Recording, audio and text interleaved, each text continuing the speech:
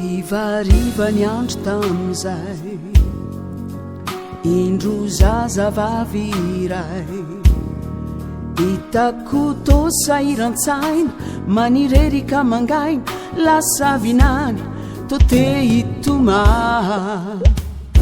tsy naharitrao nanontany hoe maninona kay ianao tsy namaly izy tsy niteny zao fotsiny nojereny aveo nipotrapotraka ny ranomaso taminy tavany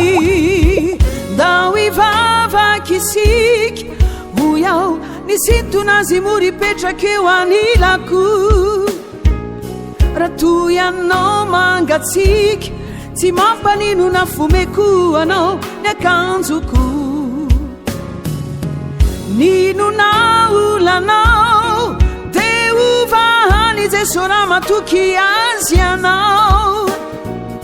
ny finonao no ampiasao tsy fantatra ove fa ny zavatra rehetra ainy atao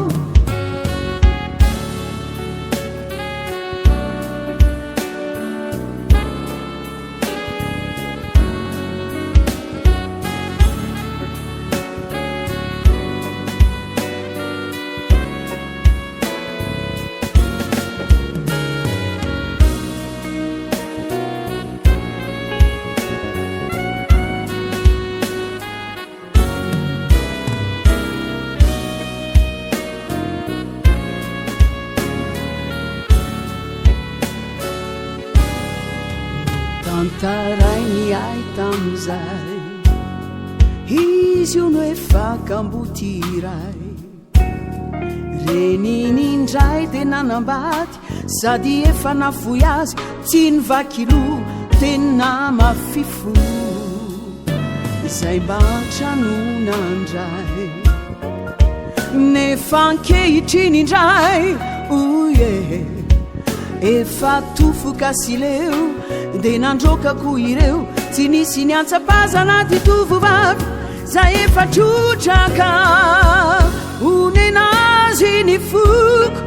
na nirindrindry tondra azy oninany amiko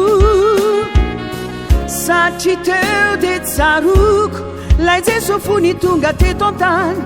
na ilikilika teo avaona tsiaro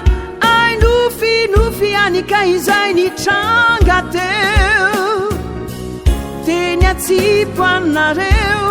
manaova sofa ilay nofinofy ajanoko atreo na de hoe nofiany nofitoko izay no tantaraiko teo teny atsipo anareo manaova sofa azaleo azaleo manaova sofa azaleo na